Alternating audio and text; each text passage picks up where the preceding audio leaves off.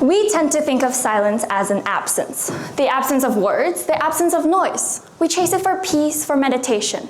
But I'm not here to talk about that kind of silence.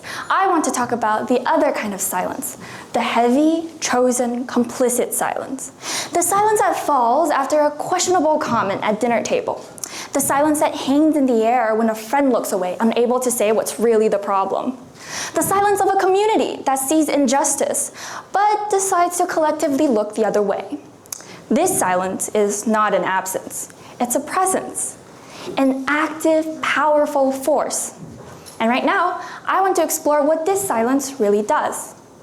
This silence acts like a wall. It's a metaphorical barrier we draw over uncomfortable truths, or others draw to obscure our view. It can protect us from short-term discomforts, but could have a devastating long-term cost. And that cost isn't just paid by the ones who is silenced. The real, often invisible, cost is paid by us, the ones who choose to stay silent. I was in a meeting once, and one of my peers, let's call her Jade, pitched a bold, radical idea. The kind of idea that could change everything that the group has already done. And the room went quiet. Not a thoughtful kind of quiet, but a dismissive, uncomfortable quiet. I saw the light in Jade's eyes dim, and I felt a knot in my stomach. I had thoughts, supportive yet challenging thoughts to her idea, but I didn't voice them. I told myself, don't rock the boat, it's not the right time. Just like there's a saying in Chinese that I'm used to, 多一事不如少一事. At that moment, I chose to stay behind that wall. I chose the silence. And what did that cost me? It cost me a piece of my integrity. It cost me the chance to be a collaborator in something brave. And more importantly, it reinforced a culture where only safe ideas are welcome. That silence didn't just hurt Jade. It also shrank a little of my own world. It made my reality a little less true, a little less connected to the others.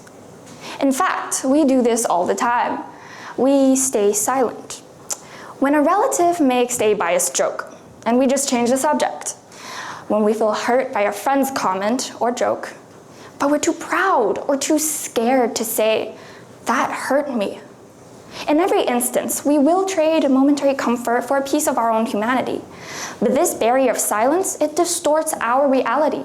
It makes us believe that because something isn't said, it isn't there, or isn't real. But the unspoken words, they don't just disappear. They curdle. They become resentment in our relationship, complicity in our society, and stagnation to our own growth. So, if this silence is such an active, powerful force, how do we begin to lift it? How do we move from this complicit act to a more courageous one? In fact, it starts not with speaking, but with listening. Not the kind of listening that we usually do, though. We often treat listening as a passive act, like a polite pause while we wait for our turn to talk. But I'm talking about something entirely different: courageous listening. Active, demanding, and intentional. It's the kind of listening that leans in and hears what isn't being said. It reads the body language. It hears the slight tone changes in a voice. It sees the unspoken plea behind the angry words. This listening, it works as an antidote, as it actively seeks the truth behind the silence. Now, let me go back to those moments I mentioned earlier, but this time through the lens of this practice. When you courageously listen to a relative's prejudiced joke, you might hear the discomfort of others. You might hear the pain of the group that is being targeted. When you courageously listen to your own quiet hurt in a friendship, that might just give you the courage to finally say to that friend, what you said hurt me. When you courageously listen to a radical idea, you might just hear the future. And all of that might just give you the courage for the next step, to become the voice that dismantles the silence for the others.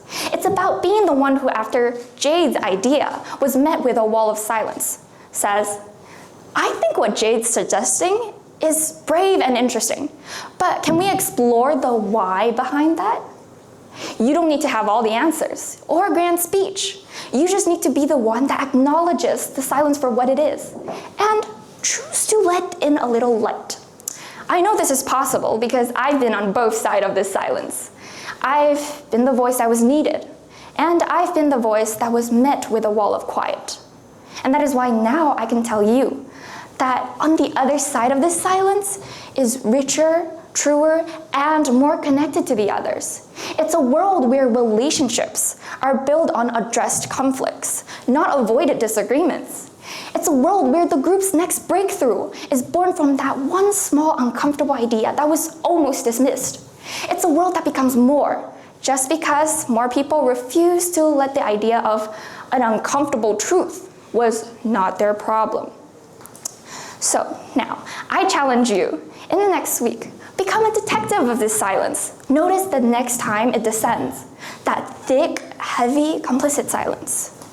And choose for one moment to listen for what it's really hiding. And if you can, be the one to voice what you hear. Pierce that silence with one simple, honest question. Because after all, on the other side of our collective silence isn't just noise. It's understanding, it's growth. Thank you.